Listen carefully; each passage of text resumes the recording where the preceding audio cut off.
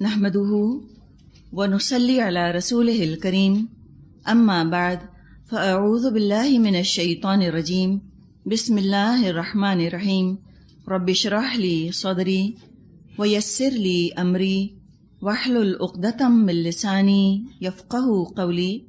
سورۃ آل عمران آیت نمبر 73. اہل کتاب کی کچھ سازشوں کا ذکر چل رہا ہے. فرمایا وَلَا تُؤْمِنُوا إِلَّا لِمَن تَبِعَ دِينَكُمْ. نیز یہ لوگ آپس میں کہتے ہیں اپنے مذہب والے کے سوا کسی کی بات مت مانو. یہ ایک دوسرے کو جو سکھایا کرتے تھے نبی اکرم صلی اللہ علیہ وسلم کی مجلس محفل میں بھیجتے ہوئے یا جاتے ہوئے، تو وہ کہتے تھے کہ جو تمہارے پاس ہے بس اسی کو ماننا، اور تم کسی اور کی بات مت ماننا، صرف اسی کی بات ماننا جو تمہارے دین پر ہے، اپنے دین والے کے علاوہ اور کسی کی بات مت ماننا. تو بات یہ ہے کہ اصول پر اور پرنسپل کی بنیاد پر انسان کو سٹینڈ لینا چاہیے، تعصب اور پریجوڈس کی بیسس پر نہیں. اچھا یہ بات آپ دیکھیں کہ وَلَا تُؤْمِنُوا إِلَّا لِمَن تَبِعَ دِينَكُمْ. یہ یہودی کہتے ہیں دوسرے سے یا عیسائی کہتے ہیں کہ تم کسی کی بات کو مت ماننا، کسی کی بات کی تصدیق مت کرنا سوائے اس کے جو تمہارے دین پر ہے. تو اللہ کو تو یہ بات پسند نہ آئی ان کی. اب ایک مسلمان ہونے کے ناطے اگر ایک مسلمان یہ بات کہتا ہے کہ تم کسی کی بات مت ماننا سوائے اس کے جو تمہارے دین پر ہے، تو ہم کیا کہیں گے اس کو؟ یہ بتائیے. آج کل یہ ڈیبیٹس ہیں نا اخباروں کے اندر، یہ مجھے بتائیں کہ ہم کیا کہیں گے؟ وہ ٹھیک کہہ رہے کہ وہ غلط کہہ رہے؟ جی دیکھیں یہ بہت اچھا جواب ہے. انہوں نے کہا کہ بات یہ ہے کہ جب علم تمہارے پاس آ گیا تو علم کو دلیل بنا کر اس کی بنیاد پر بات کرو. یہ ہے طریقہ. اور جب آپ سے کوئی بحث کرے اس بات پہ کہ آپ دوسرے ادیان کی تبلیغ تو ہونے نہیں دیتے اور آپ دوسرے ملکوں میں چلے جاتے ہیں تبلیغ کرنے کے لیے، لوگوں کو سکھانے پڑھانے کے لیے، تو یہ تو بہت انجسٹس ہے، یہ تو بڑی ناانصافی ہے. تو اس کا آپ کے پاس جواب ہونا چاہیے. آپ گمسم مت ہو جائیے گا اس وقت. اگر قرآن سے ہم دلیل نہیں نکال سکتے تو ہم نے واقعی قرآن سے تبلیغ کا حق نہ ادا کیا. ہمیں اپنے عمل کے لیے بھی قرآن کو پڑھنا ہے اور دلیل کے لیے بھی قرآن کو پڑھنا ہے. قرآن تو برہان ہے، قرآن فرقان ہے، قرآن دلیل سے بات کرتا ہے. تو آپ کو دلیل نکالنی ہے کہ ٹھیک ہے اگر کوئی آپ سے کہتا ہے کہ یہ بات ہے کہ آپ اپنے دین کی تبلیغ کرتے ہیں، ان کے دین کی آپ تبلیغ کرنے نہیں دیتے، تو آپ جواب دیں گی قرآن سے. اب آپ کیا جواب دیں گی قرآن سے؟ یہ بھی تو بتائیے مجھ کو. اول تو آپ ان سے یوں پوچھیے گا کہ دیکھو قرآن میں کیا لکھا ہے. ہم جو کہہ رہے ہیں اپنی مرضی سے نہیں. کوئی آپ دنیاوی مثال اس کو دے سکتی ہیں کہ ایک طرف ڈاکٹر ہے ایک طرف مریض ہے. اب مریض کی بات اگر ڈاکٹر مانے تو مریض ٹھیک نہیں ہو سکتا، یا اگر مریض جیسے بد پرہیزیاں کر کے وہ بیمار پڑا تھا، اگر ڈاکٹر مریض کی بات مانے تو ڈاکٹر بیمار نہ پڑ جائے، ڈاکٹر خود بیمار ہو جائے گا. جب بھی ڈاکٹر اور مریض کا مقابلہ ہوتا ہے، آمنا سامنا ہوتا ہے، تو مریض کو ڈاکٹر کی بات ماننی ہوتی ہے. دنیا کی کسی چیز پر آپ اس بات کو اپلائی کر لیجئے. استاد اور شاگرد کا کمپیریزن کر لیجئے، ڈاکٹر اور مریض کا کمپیریزن کر لیجئے، آپ والدین اور چھوٹے بچوں کا کمپیریزن کر لیجئے. اس میں ایک کی بات مانی جاتی ہے اور ایک جو ہے وہ بات مانتا ہے. یہی ہوتا ہے نا. آپ کوئی کہے کہ تو بڑا انجسٹس ہے کہ ڈاکٹر ہی اپنی بات منواتا رہے اور مریض کی بات ہی نہ سنے.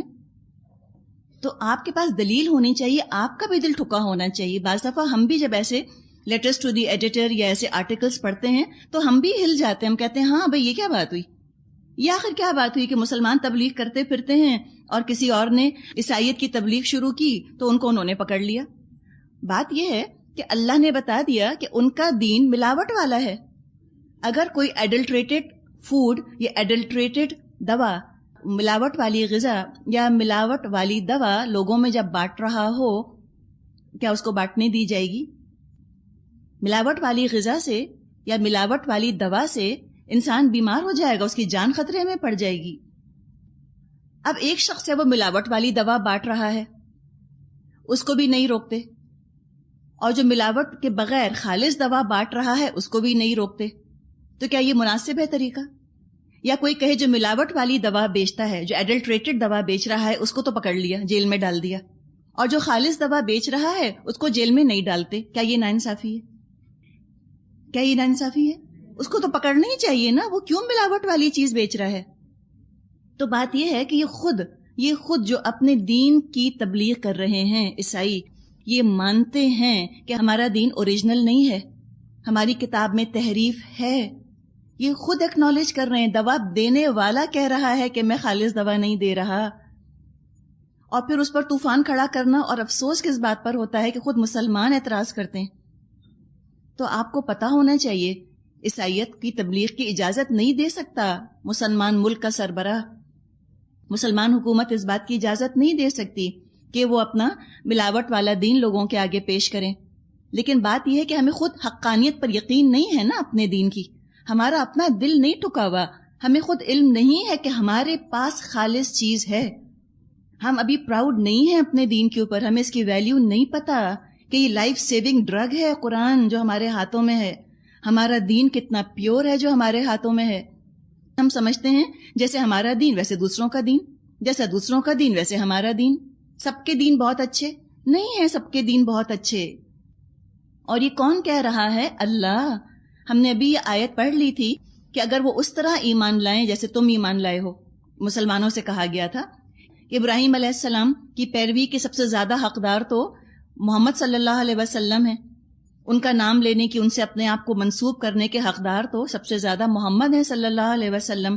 اور پھر اس کے بعد وہ لوگ جنہوں نے ان کا ساتھ دیا یعنی مسلمان. تو یہ تو اللہ نے فیصلہ دے دیا ہے. اسلام پر کتنے بھی اعتراض کر لیے ہوں نان مسلمز نے، قرآن کے بارے میں وہ ماننے پر مجبور ہیں. ثبوت کے ساتھ انہوں نے اس بات کو مانا کہ قرآن خالص ہے، اس میں تبدیلی نہیں آئی. ایمان کی وجہ سے نہیں، ایمان کی وجہ سے وہ نہیں مانتے کہ قرآن خالص ہے. ان کی اپنی ریسرچ نے ثابت کر دیا کہ 1400 سال سے یہ کتاب جو ہے انٹیمپرڈ وتھ، اس کے اندر کوئی تحریف نہیں ہوئی ہے. تو اس وجہ سے دراصل جب مسلمان یہ بات کہے تو مسلمان حق بجانب ہے کہنے پر، اس لیے نہیں کہ کسی گروہی تعصب کا شکار ہے. اصول کی بنیاد پہ وہ کہہ رہا ہے کہ اپنے دین والے کی بات ماننا اور اپنے دین والے کے علاوہ کسی کی بات مت ماننا. اور یہ ہم سب اپنے پلے بات باندھ لیں کہ جب تک ہم قرآن اور حدیث کو نہ سمجھ لیں، ہم غیر مسلموں کی لکھی ہوئی کتابیں نہ پڑھیں، ہم ان کی لکھی ہوئی ریسرچ نہ پڑھیں، اس لیے کہ پھر ہم کنفیوز ہوتے ہیں. ہمارے پاس معیار نہیں ہوتا، ہم کو معلوم نہیں ہوتا کیا ٹھیک ہے کیا غلط ہے اس کے اندر. ایک دفعہ آپ کے سامنے سٹینڈرڈ آ گیا، اب آپ بڑے آرام سے جج کر سکتے ہیں کیا صحیح ہے کیا غلط ہے. آگے فرمایا قل، کہہ دیجئے ان الہدی ہدی اللہ، اصل میں تو ہدایت اللہ کی ہدایت ہے. کتنی پیاری بات آ گئی نا. بات پھر کہاں آ جاتی ہے؟ نیت کی. تمہاری نیت کیا ہے؟ ہدایت چاہتے ہو؟ ہدایت چاہتے ہو تو اللہ سے ہدایت مانگو. حق کسی کی ذاتی ملکیت تو نہیں، حق کسی ایک خاص گروہ کے اندر قید تو نہیں ہے، مخصوص تو نہیں کر دیا کہ حق جو ہے بس اب ان کے علاوہ کسی کو نہیں ملے گا. یہ تو اللہ نہیں فرماتا. اللہ کا تو قانون قاعدہ یہ ہے کہ تم حق کی طلب اپنے اندر پیدا کرو، اللہ تعالیٰ تمہیں حق پہچاننے کی توفیق عطا فرما دے گا. فرمایا قل ان الہدی ہدی اللہ، اصل میں ہدایت تو اللہ کی ہدایت ہے. اور جتنے جتنے فتنے بڑھتے جائیں، چائنیز پروورب ایک ہے، وہ بددعا کے طور پہ کسی سے کہتے ہیں may you live to see interesting times، اللہ کرے کہ تم بڑے دلچسپ واقعات دیکھو. یہ بددعا ہے. دلچسپ واقعات سے مراد ہے فتنے، کہ تم فتنوں کا دور دیکھو. آج ہم اس فتنے کے دور میں ہیں. نان مسلمز کی طرف سے آنے والا فتنہ پہچاننا یہ بھی بڑا کام ہے. وہ ہمدرد بن کر آتے ہیں. ہم نے پڑھ لی نا 72 آیت، دیکھ لیں تفصیل سے اللہ نے بتا دیا. قرآن تو ایسے وارن کرتا ہے، قرآن نے تو واقع انذار کا حق ادا کر دیا، کوئی شک نہیں اس کے اندر. ہر ان کی اسکیم، ہر ان کی ترکیب، ہر ان کی چال، ہر ان کی سازش، ان کی کنسپریسیز سب اللہ نے ہمیں بتا دی. ہمارا کام ہے پہچاننا. قرآن کھلے گا انشاءاللہ ہم پہچان جائیں گے. ان کی طرف سے آنے والے فتنوں کو بھی پہچاننا ہے، اور دین کا نام لینے والے وہ جب فتنے کھڑے کریں اس کو بھی پہچاننا ہے. 10 لوگ قرآن پڑھا رہے ہیں اور 10 طرح سے پڑھا رہے ہیں. کوئی کہتا ہے حدیث ہے، کوئی کہتا ہے حدیث نہیں ہے، کوئی کہتا ہے حدیث کی روشنی میں قرآن کو سمجھو تم ہدایت پاؤ گے، کوئی کہتا ہے حدیث کی روشنی میں قرآن کو سمجھا تو گمراہ ہو جاؤ گے. اب میں اور آپ کیا کریں؟ ہم کیا کریں؟ پہلا کام تو ہم یہ کریں کہ ہم اللہ سے ہدایت مانگیں سچے دل سے. اللہ مجھے ہدایت چاہیے، میں بہت کم علم ہوں، مجھ کو نہیں پتا، سب ٹھیک کہتے ہوئے لگ رہے ہیں، سب اتنے پرخلوص لگ رہے ہیں، سب اتنے بڑے بڑے عالم ہیں، اتنے لمبے لمبے ان کے نام ہیں، اب میں کیا کروں؟ مجھے تو اللہ ہدایت چاہیے. ایک دفعہ آپ نے اپنا دل اللہ کے قدموں میں ڈال دیا، اللہ آپ کے دل کو خالی نہیں لوٹائے گا، اللہ آپ کے دل کو گمراہ نہیں کرے گا. انشاءاللہ اللہ ہدایت کا راستہ کھولے گا. ہم مجبور ہیں نا، ہم کس سے مانگیں؟ جب انسان بات کرتے ہیں ہمیں شک آتا ہے یہ وہ فلاں جماعت کی ہیں، یہ فلاں جماعت کے ہیں، یہ فلاں گروہ کے ہیں، یہ فلاں کی شاگرد ہیں، یہ فلاں کے شاگرد ہیں، یہ تو اپنے استاد ہی کی بات کہیں گے، یہ تو وہ والا گروہ ہے. لوگ کہتے ہیں ان کی بات مت سننا، وہ فلاں والے ہیں. آج ہم نہیں سنتے، وہاں مت جانا جماعت والے ہیں، وہاں مت جانا تبلیغی ہیں، وہاں مت جانا تنظیمی ہیں، وہاں مت جانا الہدیٰ ہیں. تو پھر کہاں جائیں؟ وہ کہتے ہیں ہمارے پاس آؤ. تو ہم آپ کے پاس کیوں آئیں؟ ہمیں کیا پتا کہ آپ ٹھیک کہہ رہے ہیں کہ نہیں، ہم کدھر جائیں؟ تو صرف دعا یہ کریں اللہ کہ اللہ ہمیں ہدایت چاہیے، چاہے وہ تنظیمیوں کے پاس سے ملے، تبلیغیوں کے پاس سے ملے، جماعت والوں کے پاس سے ملے، الہدیٰ والوں کے پاس سے ملے. ہم تو اللہ والوں کے پاس جانا چاہتے ہیں، اور اللہ والے تمام جماعتوں میں موجود ہیں اللہ کے فضل سے. وہ جماعت اسلامی میں بھی موجود ہیں، وہ تبلیغی جماعت میں بھی موجود ہیں، وہ الہدیٰ میں بھی موجود ہیں، وہ تنظیم اسلامی میں بھی موجود ہیں. اللہ والے ہر جگہ موجود ہیں. تو دعا کریں کہ اللہ ہمیں اللہ والوں کے ساتھ ملا دے.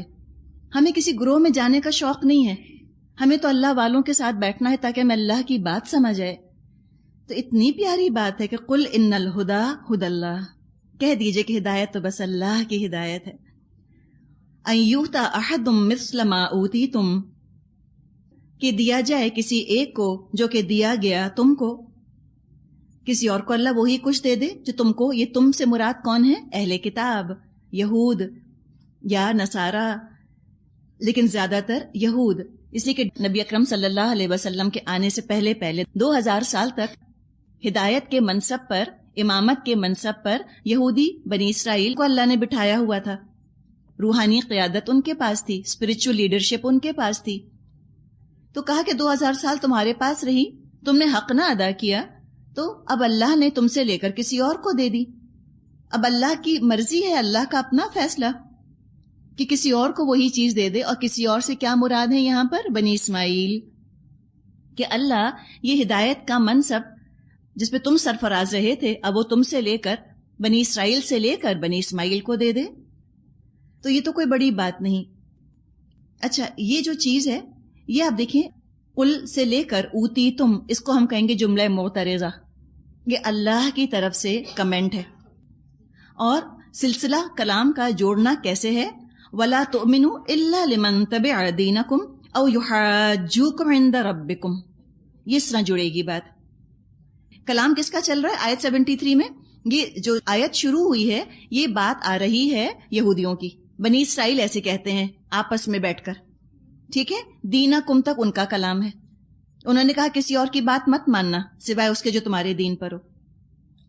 قل سے لے کر اوتی تم، اس میں ہدایت کا معیار بتایا گیا کہ اللہ ہدایت دیتا ہے جس کو چاہتا ہے. تو یہ کلام کس کا ہے؟ یہ یہودیوں کا نہیں ہے. قل نے بتایا کہ یہ کلام نبی اکرم صلی اللہ علیہ وسلم کو اللہ تعالیٰ نے بتایا وحی کے ذریعے سے، اور یہ اللہ کا کلام ہے. یہ اللہ نے ایک کمنٹ دیا ہے یہاں پر. اب او سے دوبارہ بنی اسرائیل کا کلام چل رہا ہے، پھر یہودیوں کی بات چل رہی ہے. جملہ معترضہ کیسے ہے؟ مثال کے طور پہ ایسے اب ہم تفسیر کر رہے ہیں یہاں پر، میں تفسیر کرتے کرتے کہوں ذرا پنکھا چلا دیں، اور پھر میں تفسیر شروع کر دوں. سمجھ آئی آپ کو بات؟ تو یہ جو میں نے بیچ میں کہا نا کہ ذرا پنکھا چلا دیں، یہ کیا ہوا؟ جی ہاں، یہ انکنیکٹڈ سی بات ہے. یہ ہے جملہ معترضہ، بیچ میں ایک بات آ گئی. تو یہ اللہ تعالیٰ نے ایک بات بیان فرمائی، اب دوبارہ سے بنی اسرائیل کا کلام کنٹینیو ہو رہا ہے. او یحاجوکم عند ربکم، وہ کیا کہتے ہیں کہ تم ان کی کسی بات پر یقین مت کرنا. کیا ہوگا کہ وہ کج بحثی کریں گے، وہ جھگڑا کریں گے رب کے پاس جا کر تم سے. اب وہ کیا جھگڑا کریں گے؟ یہ بنی اسرائیلی یعنی کہ یہودی کہہ رہے ہیں آپس میں کہ تم مسلمانوں کو کوئی بات مت بتانا اپنی، تمہاری اپنی کتابوں میں جو نبی اکرم صلی اللہ علیہ وسلم کے بارے میں پیشنگوئیاں ہیں ان میں سے کوئی چیز تو مسلمانوں کو مت بتانا، ورنہ کیا ہوگا کہ قیامت کے دن اللہ سے کہیں گے کہ اللہ ان کو یہ باتیں پتہ تھیں، جب مشرک ان سے جا کر پوچھتے تھے تو یہ ویریفائی نہیں کرتے تھے، یا یہ ہمارے خلاف حجت کے طور پہ اس کو پیش کریں گے، پروف کے طور پہ پیش کریں گے قیامت کے دن کہ اللہ ان کے پاس تو ثبوت موجود تھا، یہ تو پہچان گئے تھے نبی اکرم صلی اللہ علیہ وسلم کو، پھر بھی نہ ایمان لائے، پھر بھی اتنی سخت مخالفت کی اور اتنی سخت ان لوگوں نے دشمنی کی۔ او یحاجوکم عند ربکم، یا یہ کہ دوسروں کو تمہارے رب کے حضور پیش کرنے کے لیے تمہارے خلاف قوی حجت مل جائے۔ قل، اب یہ پھر کیا آ گیا؟ یہ اللہ تعالیٰ کا تبصرہ ہے۔ قل، اے نبی صلی اللہ علیہ وسلم فرما دیجئے، ان الفضل بید اللہ، بے شک فضل اللہ کے ہاتھ میں ہے، یؤتیہ من یشاء، اسے اختیار ہے جس کو چاہے دے، واللہ واسع علیم، وہ وسیع نظر ہے اور سب کچھ جانتا ہے۔ یعنی حق کسی کی اپنی ملکیت نہیں، اللہ کے پاس سے آتا ہے۔ پہلے یہودیوں کے پاس تھا، انہوں نے قدر نہیں کی تو ان سے لے کر اب مسلمانوں کو دے دیا گیا۔ جب اللہ تعالیٰ حق کسی قوم کے پاس رکھواتا ہے پھر اللہ تعالیٰ اس قوم کا رویہ دیکھتا ہے، بیہیویئر دیکھتا ہے، ایٹیٹیوڈ دیکھتا ہے۔ حق کا حق نہ ادا کرے کوئی قوم اور حق کی وجہ سے اس کو کوئی فخر ہو جائے اپنے اوپر، وہ تکبر کا شکار ہو جائے، وہ اپنے آپ کو اعلیٰ اور عرفہ سمجھنے لگ جائے کہ ہم بڑے ڈسٹنگوشڈ ہیں، ہم بڑے ایلیٹ ہیں، ہمارے پاس حق ہے، اور ان کے اندر جب ایروگنس پیدا ہو جائے، تکبر پیدا ہو جائے حق کی وجہ سے، تو اللہ تعالیٰ ان سے حق واپس لے لیتا ہے۔ جس طرح ہم کہتے ہیں کہ a fool and his money soon part ways، کہتے ہیں نا کہ بے وقوف اور اس کا پیسہ جدا ہو جاتا ہے، بالکل اسی طرح خود پسندی اور ہدایت ساتھ جمع نہیں ہو سکتی۔ arrogant and guidance soon part ways۔ تو اگر میں چاہتی ہوں کہ مجھے ہدایت ملے، مجھے خود پسندی کو نکالنا ہوگا، مجھے انا کو نکالنا ہوگا، اپنے آپ کو میں خصوصی سمجھوں گی، بہت اسپیشل سمجھوں گی، ہدایت اللہ لے لے گا، چلی جائے گی۔ جیوس کے جو عالم تھے وہ عوام کو اور مسلمانوں کو بتانا نہیں چاہتے تھے کہ تورات میں نبی اکرم صلی اللہ علیہ وسلم کے بارے میں کیسی کیسی واضح نشانیاں موجود ہیں۔ عیسائی عالموں کا حال بھی ہم نے پڑھا، پورا قصہ ان کا ہے ابھی، نجران کے وفد کی آمد پر جو خطبہ اللہ تعالیٰ نے نازل فرمایا تھا کہ صاف صاف پہچاننے کے باوجود ضد اور دنیا پرستی کی وجہ سے نہ مانے۔ حب الدنیا، دنیا کی وجاہت چاہیے تھی، ورلڈلی لو کی وجہ سے۔ لیکن جو ان کی تنگ نظری ہے کہ یہ کسی اور کو کچھ دینا نہیں چاہتے، جو ان کی تنگ دلی ہے، ان کی تنگ دلی یا ان کے حق چھپانے کی وجہ سے اللہ کسی کو حق سے محروم نہیں کرتا۔ ہر شخص کی اپنی طلب کے حساب سے اللہ اس کو حق پہچاننے کی صلاحیت دے دیتا ہے۔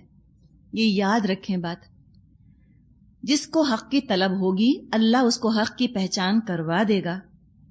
ہاں، جو حق چھپا رہے ہیں یا حق کے اندر ڈسٹورشن یا کوئی ٹیڑھ تحریف کر رہے ہیں، حق چھپانے والے خود ہی محروم ہو جاتے ہیں۔ جس طرح گھر کے چراغ کو اگر بہت ڈھانک کر رکھا جائے تو ہو سکتا ہے کہ اس سے گھر کو آگ لگ جائے۔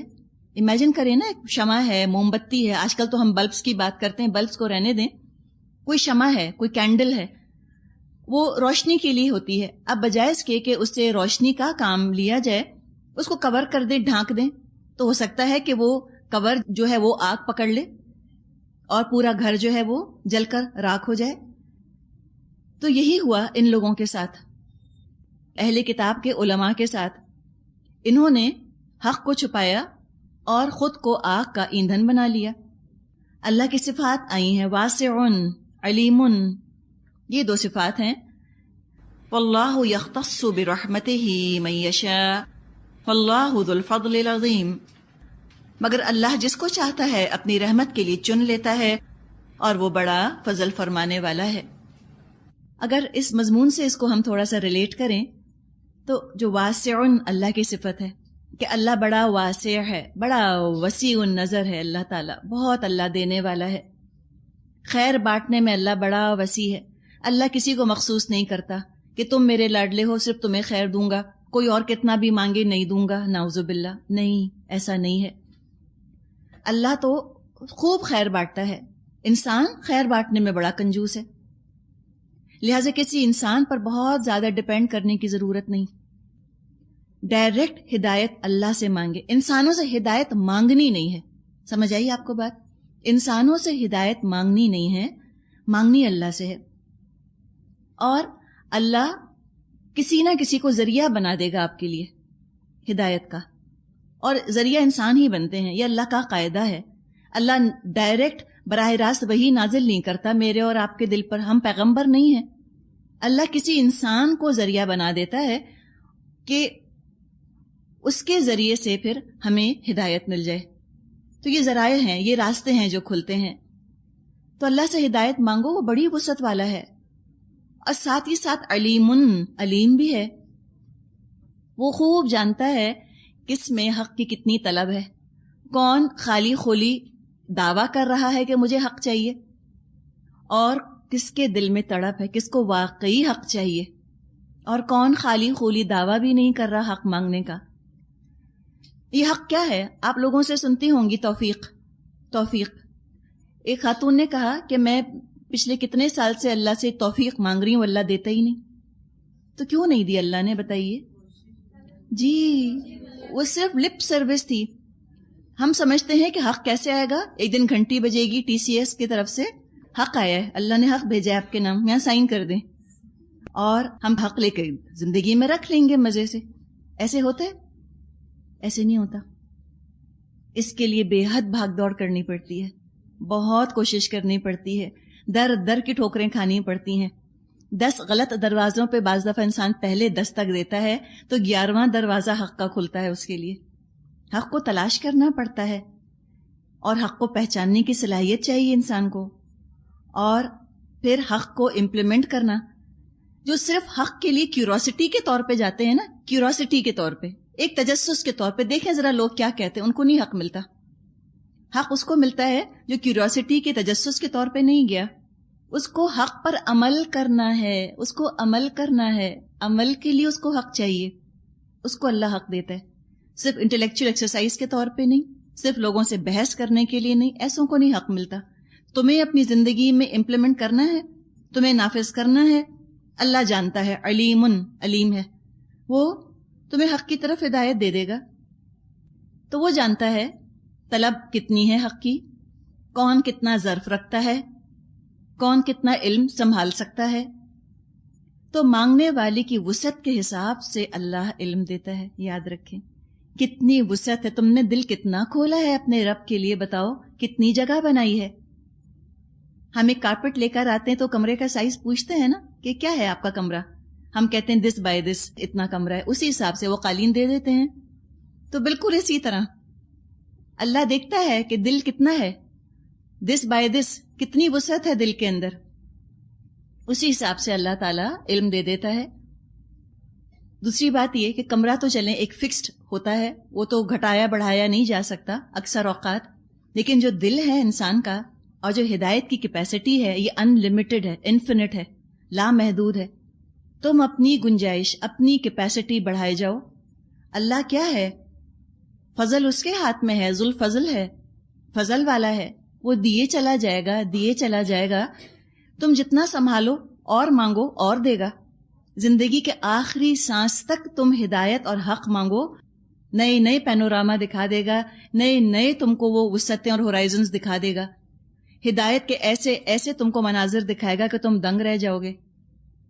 تو ہدایت کے بھی بڑے لیولز ہیں، پرائمری سے لے کے سیکنڈری سے لے کے اور ایکسکلوسیو سے لے کے اور بہت آگے تک اس کے درجے ہیں۔ تم اپنی کیپیسٹی بڑھاؤ ہدایت کی، علم جمع کرنے کی۔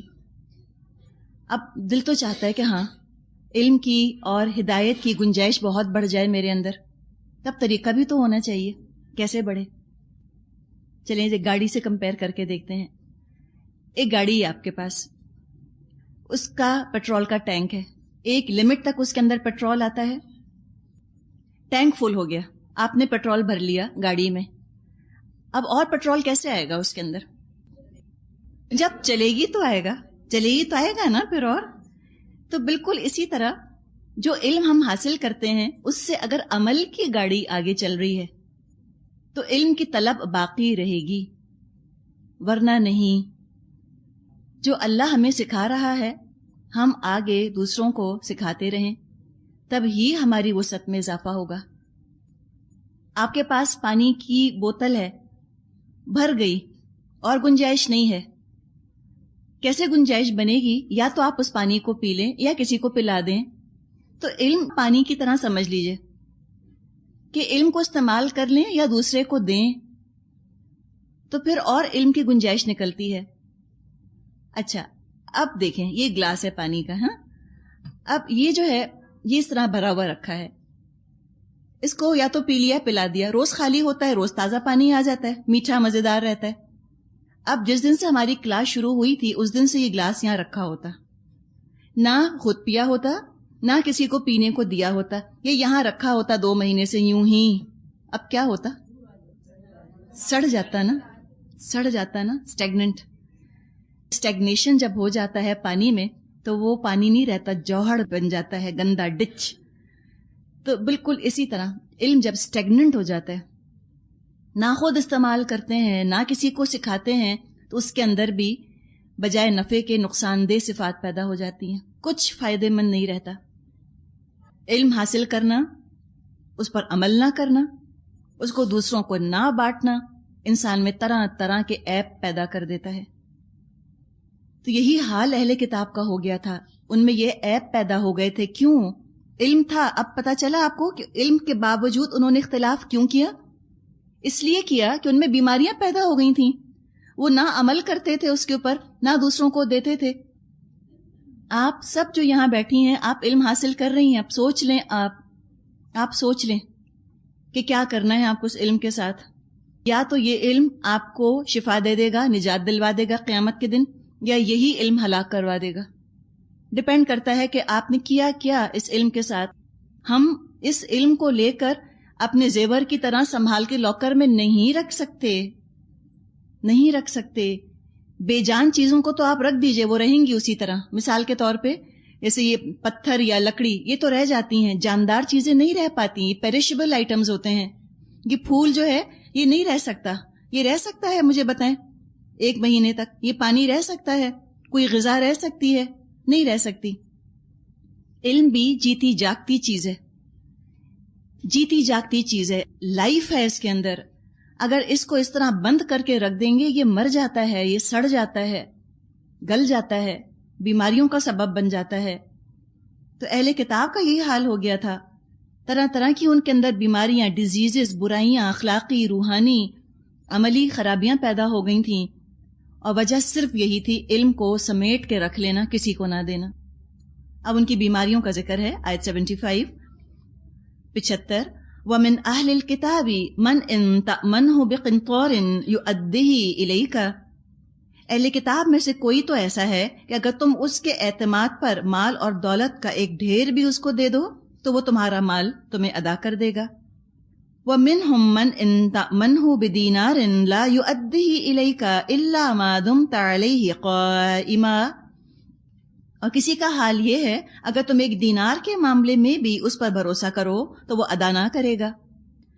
ذالک، یہ اس وجہ سے بِأَنَّهُمْ کہ بے شک وہ، قالوا انہوں نے کہا، لیس علینا فی الامیین سبیل، وہ کہتے ہیں امیوں یعنی غیر یہودیوں کے معاملے میں ہم پر کوئی مواخذہ نہیں۔ وَيَقُولُونَ عَلَى اللَّهِ الْكَذِبَ وَهُمْ يَعْلَمُونَ، اور یہ بات وہ محض جھوٹ گھڑ کر اللہ کی طرف منسوب کرتے ہیں، حالانکہ انہیں معلوم ہے کہ اللہ نے ایسی کوئی بات نہیں فرمائی۔ اب اہل کتاب کا ذکر آیا دوبارہ۔ قرآن کی انصاف پسندی آپ دیکھیں، عدل اور جسٹس دیکھیں قرآن کا، کہ اپنے مخالفین کے بارے میں بھی بات کرتے ہوئے جو کہ اللہ کی کتاب کو، اللہ کے رسول کو نہیں مان رہے، ان کے بارے میں بھی جب اللہ نے بات فرمائی، کتنے عدل اور کتنے بیلنس کا مظاہرہ فرمایا۔ یہ نہیں کہا کہ تو سبھی ایسے ہیں، بلکہ ہر دفعہ من اہل الکتاب، اہل کتاب میں سے، ان میں سے ایک گروہ اس طرح کرتا ہے۔ اور وہ کیا کہ اگر تم ان کے پاس خزانہ بھی رکھوا دو، اور پھر تم مانگو وہ تم کو ایسے کا ایسا واپس دے دیں گے.